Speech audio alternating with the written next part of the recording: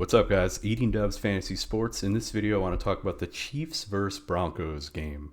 This was Sunday night football, 22-9, Kansas City over the Denver Broncos, propelling the Chiefs to 8-4 and the Broncos to 6-6. The Broncos have really fallen off of a cliff ever since their 3-0 start, and I know that 3-0 start might have been a mirage, and a lot of people thought so. But and the Denver Broncos sent Von Miller away to the Rams, and since then their defense hasn't really been affected too much, to be honest. Like they're just about the same statistically. But I guess a comment that I have, or maybe even better, a question for any Broncos fans out there is, why are the Denver Broncos so adamant on establishing the run, regardless if that means they're going to win, lose? They don't care. They're going to run the ball.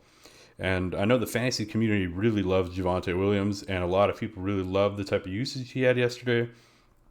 And I get that. He's amazing. He's dynamic. He's their future.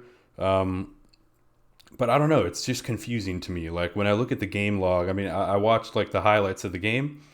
And when I look at the game log, it's like six targets for Judy, 6 targets for Sutton, 5 for Patrick, 1 for Hinton, 4 and 3 for each of their tight ends. So you're talking about, what is that, 6, 12, 17, 18,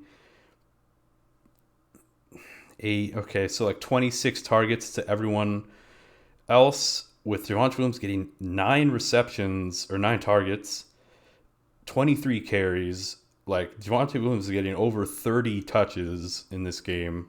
32 to be exact. And they lost the game. They got essentially blown out. And if it weren't for Javonte Williams' late game touchdown, the score would have been a lot worse. So, I guess I have a question for Broncos fans, or just general NFL fans in general. Like, why are teams so adamant on establishing the run when they're clearly losing? And, I am a Courtland Sutton fan, so maybe this is where my dissatisfaction comes from. But I'm genuinely curious why these teams just refuse to get their wide receivers and get their passing game going.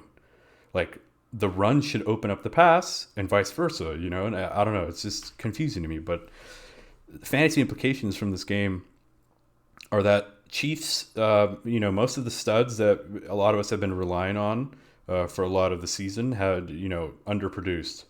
Tyreek Hill, 3 points. Travis Kelce, 4 points. Pat Mahomes, 13 points. It was a rough game. I said on my Twitter before the Sunday slate that I expect the Kansas City Chiefs defense to show up this game. While I was still recommending to start most of these players I just named, I expected a defensive showing out of the Chiefs, and that's what happened. I think that was to be expected. Javonte Williams again stole the show. 25 fantasy points, 23 carries for 102 yards, 6 receptions for 76 and a touchdown.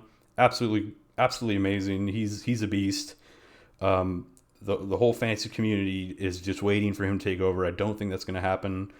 Moving forward for the Broncos, I think it's still going to be a split between Gordon and Williams, despite the admiration that the coaching staff had for Javonte Williams following this game. So expect a 2-headed backfield going forward, I think. I mean, you never know. The Broncos are 6-6, so they're not really like a lottery team, and they're not really a playoff team. I mean, maybe they still think it's possible. Again, establishing the run, they have some interesting wins on their resume. And that includes they beat the football team, they beat the Cowboys, and beat the Chargers in the last 5 weeks. And I guess the strategy works, and when it works, it works. But otherwise, they seem like they're unwilling to unlock the passing game, and it's unfortunate if you're a Judy owner or a Sutton owner. Now, me personally, I'm not relying on Sutton. He's like at the end of my bench in the one league that I have him. I don't have any other Broncos pieces, to be honest. So again, this is just me trying to be just like an unbiased spectator. Like, what are they doing? They have a pretty solid team, a lot of talent all around that team. Bridgewater is capable of being like a game manager. Why don't they just let him do some more things? I don't know. Anyway, moving on to the Chiefs. Yeah, it's going to be rough. And I don't know if the Chiefs are the Chiefs of old, and I don't know if you can expect the same type of consistent production from them, and you haven't been able to. We're just looking at Tyreek Hill's game logs. Throughout his entire career, he's always been a pretty streaky wide receiver. As you can see, just going back to week 6, I mean, we can go back to week 4 even. 42-point explosion, 11, 18, 9, 21, 5, 23, 15, 3. This is just how the Chiefs work. Pat Mahomes has not looked too great this year, but you're going to continue starting Tyreek Hill. Obviously, Travis Kelce, he's too great. He's too involved. He's too much of a red zone threat. He just had a bad game. Again, the Broncos defense is not horrible, and the Chiefs seemed pretty okay with like leaning on the run game here and leaning on their running backs. As you could see, like Darrell Williams was involved, Clyde Edwards-Helaire was involved, but otherwise the game was pretty stagnant. It was a very boring game to watch. It was a defensive game on both sides. So, yeah, I mean, maybe there are some Broncos fans. Maybe you guys can better answer why the Broncos do this and why other teams continue to do this. They just run the ball. They're fully content with just running the ball, even if that means losing them the game. And yeah, moving forward, start your Chiefs. Start Williams and Gordon. Stay away from the passing game for Denver. Stay away from Bridgewater. And yeah, eat some dubs.